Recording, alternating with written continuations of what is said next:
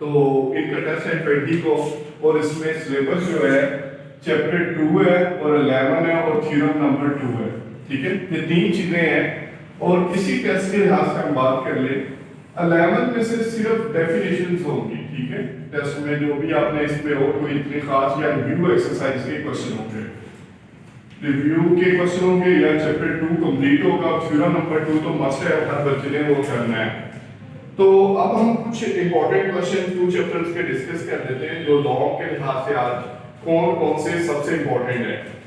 तो सबसे पहले क्वेश्चन नंबर 2.4, बोर्ड में जब भी ज्यादातर क्वेश्चन आता है बोर्ड में 2.4 से आता है टेस्ट, जो इसी के लिहाज से इसके कुछ क्वेश्चन देखने लगे और लॉन्ग कौन कौन से क्वेश्चन है। क्वेश्चन नंबर 1 का ए पार्ट, 1 का first part and second part, ये सेकंड नहीं सॉरी फोर्थ पार्ट। तो ये उसके बाद क्वेश्चन नंबर 2 कंप्लीट और उसके बाद क्वेश्चन नंबर 3 का पार्ट नंबर 1 एंड सेकंड। ये सबसे इंपॉर्टेंट क्वेश्चन है बोर्ड के पॉइंट ऑफ व्यू से और इसमें से मोस्टली बोर्ड में क्वेश्चन आता है, तो इसको आपने अच्छे तरीके से कर लेना है। हम कुछ इसमें से करते हैं। सबसे पहले हम करने लगे क्वेश्चन नंबर 2। ठीक है, क्वेश्चन नंबर 2 की स्टेटमेंट जो है x over a, x over b और यहां पे a प्लस b है, multiply x over b and x over c और यहां पे b प्लस c है, multiply x over c, x की पावर जो भी x की पावर c और ओवर में x इज इक्वल टू 1। ये हमें प्रूव करना है। ये सबसे पहले क्वेश्चन नंबर 2 है और एक्सरसाइज 2.4 है।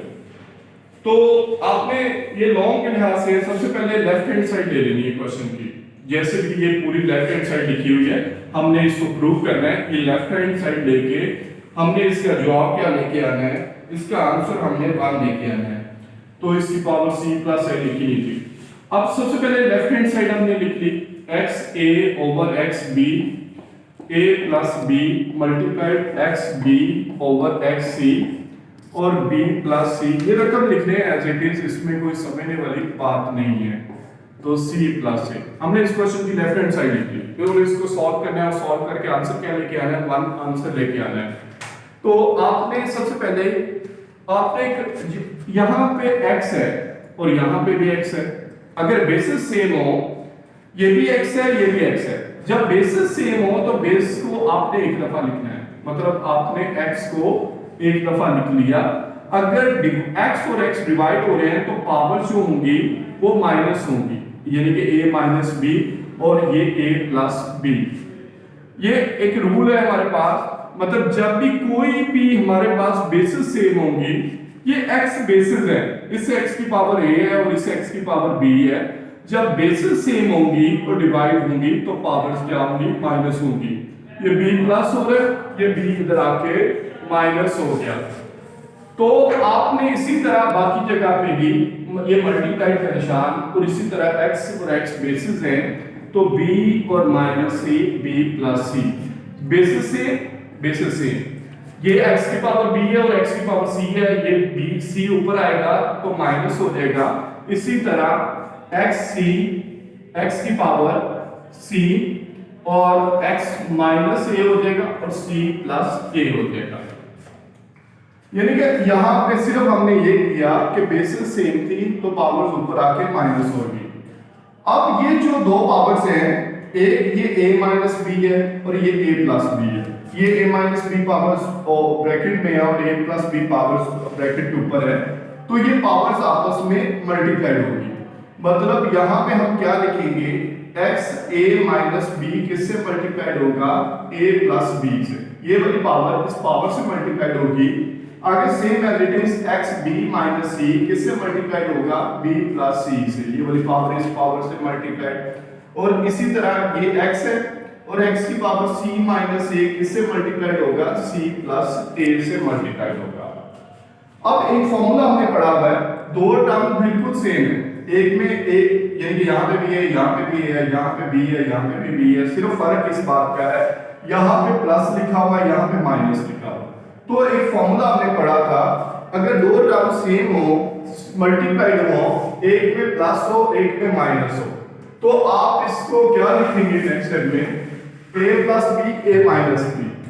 तो आप इसको लिख सकते हैं a square minus B square, ये दो सेम टर्म्स हैं। इसी तरह मल्टीप्लाई x की पावर आप क्या लिख सकते हैं, b square minus c square, ये b माइनस c है, ये b प्लस c है, बिल्कुल सेम टर्म, यहाँ पे भी b, यहाँ पे भी b, यहाँ पे c है, सिर्फ फर्क इसका प्लस माइनस का फर्क है। तो आपके पास फॉर्मूला होता है फर्स्ट टर्म का स्क्वायर माइनस सेकंड टर्म का स्क्वायर।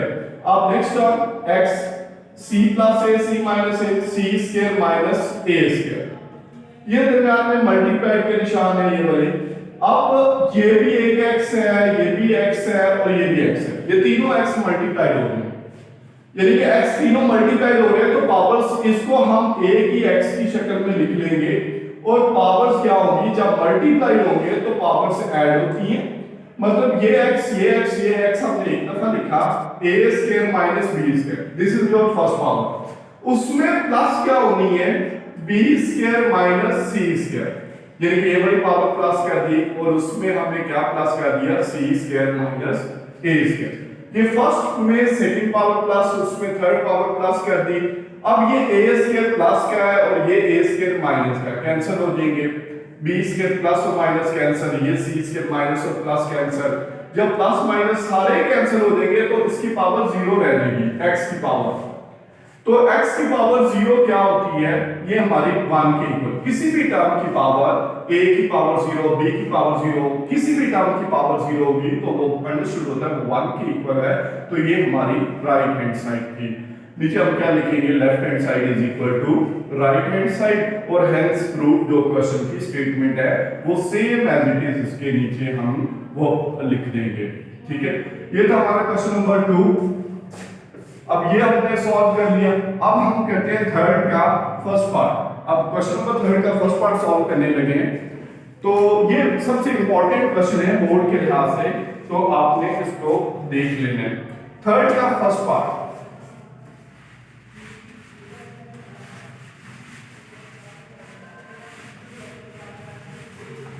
अब थर्ड का फर्स्ट पार्ट की रकम जो है वो क्या है, हमारे पास रकम 2 की पावर 1/3, ये पेज है बुक का 47 और उसका फर्स्ट क्वेश्चन 2 की पावर 1/3 मल्टीप्लाई 27, ये क्वेश्चन नंबर 3 2.4 और उसका पार्ट नंबर 1 है।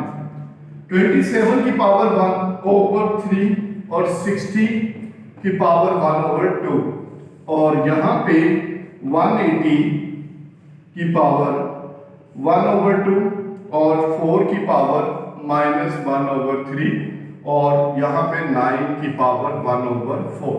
ये क्वेश्चन की स्टेटमेंट है और इसको हमने सिंप्लीफाई करना है। ये 2.4 क्वेश्चन नंबर थर्ड का फर्स्ट पार्ट, पेज नंबर 47। अब सबसे पहले हमने इसको फैक्टराइज करना है, यानी कि ये 2 लिखा हुआ, this 2 is a prime number. मतलब प्राइम नंबर कौन से नंबर होते हैं, सबसे पहले आपको ये आइडिया होना चाहिए। प्राइम नंबर हमारे पास 2 3 5 7 11 13 and 17 and 23, ये these are the prime number and so on, वो नंबर जो अपनी टेबल पे डिवाइड होते हैं। 2 is a prime number, so that's why इसको हम फैक्टराइज नहीं करेंगे। 27 is not a prime number, ये 3 के टेबल पे भी डिवाइड होता है, 9 पे भी होता है, तो this is not a prime number, तो इसको हम फैक्टराइज करेंगे। ये चाहे अपना वर्किंग में साइड पे करेंगे। 27 3 9s are 27, 3 3s are 9 और 3 1s are 3। ये 27 को हमने फैक्टराइज कर लिया, तो इस तरह हम इसको ये 2 की पावर 1/3 हमने वैसे लिखा मल्टीप्लाई 27 को फैक्टराइज किया कि तो 3 कितनी टाइम मल्टीप्लाइड हो रहा है, 1 2 3, ये 3 दफा आया, तो 20 इस 27 की जगह पे हम 3 की पावर 3 लिख देंगे। इस 27 किस बेस पे, ये 3 3 3 है, ये 3 दफा मल्टीप्लाइड हो रहा है, तो 27 का दूसरा नाम 3 की पावर 3 होगा उसके अकॉर्डिंगली, और यहाँ पे ये 1/3 पावर हमने एज इट इज लिख दी। अब नेक्स्ट आए तो 60 आ गया। 60 नंबर जो है तो ये भी प्राइम नंबर नहीं है, सो इसको भी फैक्टराइज करना पड़ेगा। कैसे, 60 को डिवाइड किया 2 पे। आपने डिवाइड इन प्राइम नंबर पे करना है, यानी कि 4 पे डिवाइड नहीं कर सकते, 6 पे नहीं कर सकते, 8 9 पे, सिर्फ इन प्राइम नंबरों पे डिवाइड करना है। ना समझ आए तो कैलकुलेटर पे 60 डिवाइडेड बाय 2, अगर नहीं होगा तो 60 डिवाइडेड बाय 3, अगर नहीं होगा तो 4 पे नहीं करना, 60 डिवाइडेड बाय 5। ये प्राइम नंबरों पे ही आपने डिवाइड करना है। 2 30s are 60, आप 2 पे डिवाइड किया 15, 30 divide by 2 the answer is 15। अब 2 पे 15 डिवाइड नहीं हो सकता, तो अगला नंबर क्या है 3, 3 5s are 15। अब नेक्स्ट नंबर हम ये किस पे डिवाइड होगा 5 1s are 5। तो अब हम देखेंगे ये कितने 2 है, 2 2 है, 2 की पावर 2, 60 की जगह पे हम क्या लिख सकते हैं 2 की पावर 2, और ये आगे क्या है मल्टीप्लाइड है 3 और मल्टीप्लाइड बाय 5, 3 और मल्टीप्लाइड बाय 5, इसकी कोई पावर नहीं तो 1 पावर्स होती है। तो यानी कि जितनी टाइम वो मल्टीप्लाइड होगा उसके, अब 60 की जगह पे हम क्या लिख सकते हैं 2 की पावर 2 मल्टीप्लाइड बाय 3, 2 60 की जगह पे हमने 2 की पावर 2 मल्टीप्लाई 3 की पावर 1 मल्टीप्लाई 5 की पावर 1 और होल की पावर 1/2 लिख ली। अब आगे 80 पे 180 पे ये हमने इसको 180 को भी फैक्टराइज करना है। अगेन हमारे पास टास्क है 180 को फैक्टराइज करना है और इन फैक्टर्स के लिहाज से करना है। ये नेक्स्ट नंबर हमारा 180 है, so that's this is not a prime number, so हम इसको फैक्टराइज करेंगे। 2 पे divide 180 divide by 2 90, 90 divide by 2 45, और 45 2 पे डिवाइड नहीं हो सकता क्योंकि एंड पे 5 है, so that's why it is not divisible by 2। तो आप इसे 3 पे डिवाइड करेंगे, 3 1s are 3 और एक कैरी हो गया 3 5s are 15। ये कैलकुलेटर पे लिखेंगे 45 डिवाइड बाय 3, कैलकुलेटर पे क्या लिखेंगे 45 डिवाइड बाय 3, कैलकुलेटर आंसर 15 बताएगा तो ये 15 निकलेंगे। फिर हम क्या लिखेंगे 15 डिवाइड बाय 3, तो ये 5 और ये 5 1s are 5। तो 180 की जगह पे अब हम इस 180 की जगह पे क्या लिखेंगे उसके अकॉर्डिंगली 2 की पावर 2, ये 2 दफा 2 था 2 की पावर 2। अब ये 3 कितनी दफा मल्टीप्लाइड हो रहा है 2 टाइम्स 3 की पावर 2, और ये 5 है तो हमने यहाँ पे 5।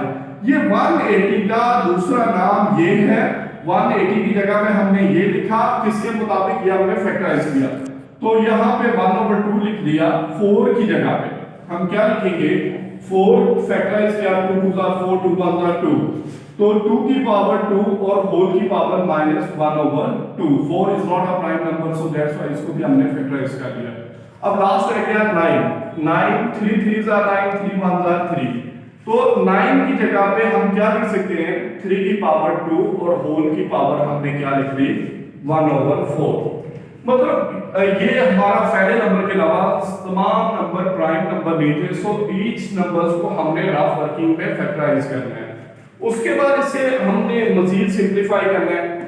अब सिंपलीफाई ये सारा आपका ये जो फैक्टराइज आप करते हैं ये रफ वर्किंग है, चाहे आप साइड पे कर लें या रफ कर लें तो एग्जामिनर को उस पे फर्क नहीं है।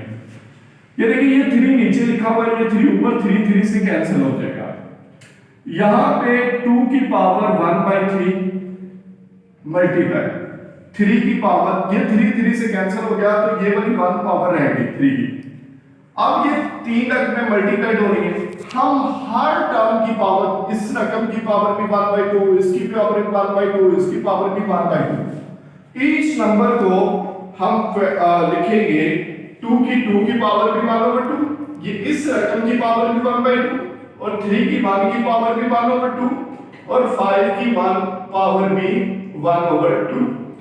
मतलब इस टर्म की पावर भी 1/2, तमाम टर्म्स ये 3 टर्म थी और मल्टीप्लाई हो रही थी, उसकी होल की पावर 1/2 थी, हमने इनको एज इट इज इसके मुताबिक सेम एज इट इज यहां पे हम 2 की पावर 2, इसकी पावर भी 1/2 लिखेंगे, और 3 की 2 की पावर भी 1/2 लिखेंगे, और 5 की पावर भी 1/2 लिखेंगे। 5 ये इसकी पावर 1/2 लिख लिया। अब ये आपस में कैंसिल नहीं हो रहे, नेक्स्ट नंबर जो है ये 2 और 3 कैंसिल नहीं हो रहे, तो 2 सिर्फ ऊपर वाले नंबर से मल्टीप्लाई होता है, तो यहां पे क्या आ जाएगा 2 की पावर 2 1 यानी कि 2 और -1 आपस में मल्टीप्लाई -2/3 एज इट इज।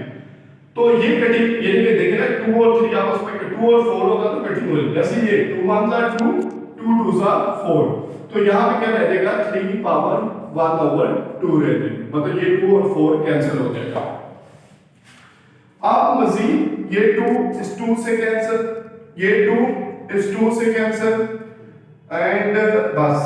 अब इसके अलावा यानी कि आप देखिए ये 5 की 1/2 है और ये भी 5 की 1/2 है, दोनों सेम है, दोनों की पावर्स भी सेम है, कैंसिल हो गए।